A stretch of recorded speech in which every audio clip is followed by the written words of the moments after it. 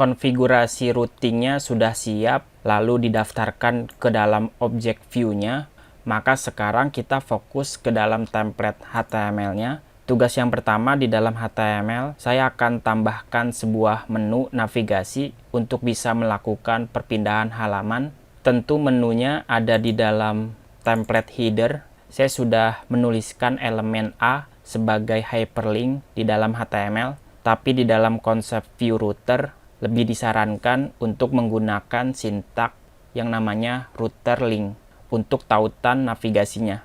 Jadi kalian bisa ubah elemen A-nya menjadi sintak router link. Sintak ini adalah sintak yang sudah didaftarkan ketika kamu mengaktifkan view router. Jadi router link untuk home, router link untuk about.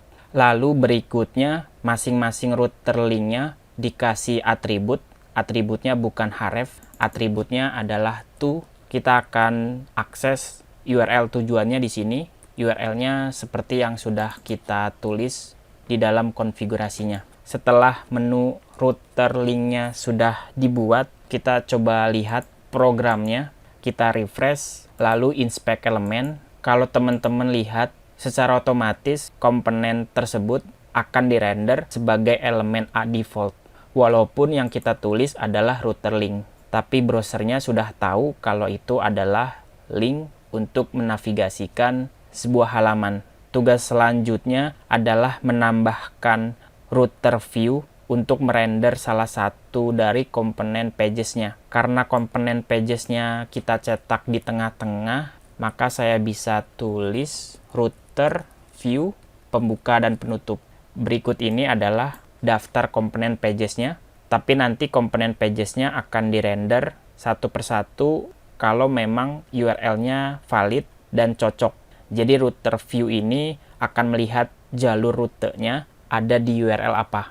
Jika saya akses /home, komponen atau halaman home akan dirender.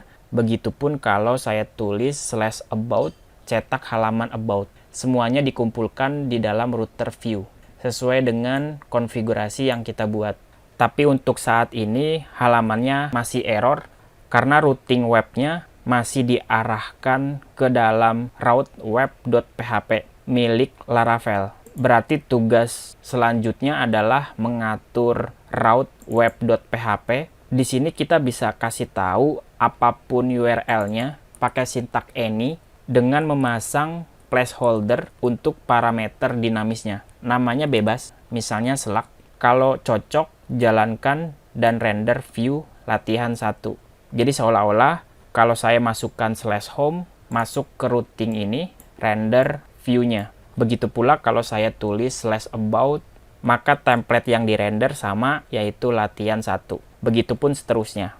Pokoknya URL apapun yang kamu masukkan, dia akan merender halaman yang sama. Tapi di balik layar, view router akan melakukan tugasnya, yaitu semua URL yang sudah kita daftarkan di sini, nanti secara otomatis URL yang aktif akan dicocokkan ke dalam konfigurasi view routernya. Kalau misalnya valid, silakan render komponennya dari Vue.js, sehingga view router bertanggung jawab penuh dalam menentukan jalur rute aplikasinya.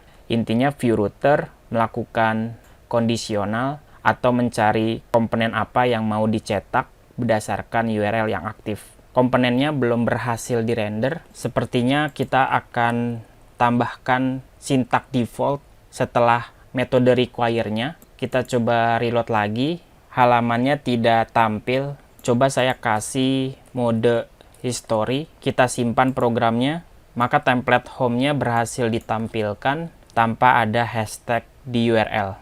Begitupun untuk halaman about. Semuanya berjalan dengan baik, berarti di sini tadi kesalahannya kita tidak menambahkan mode history karena secara default modenya itu dalam bentuk hashtag.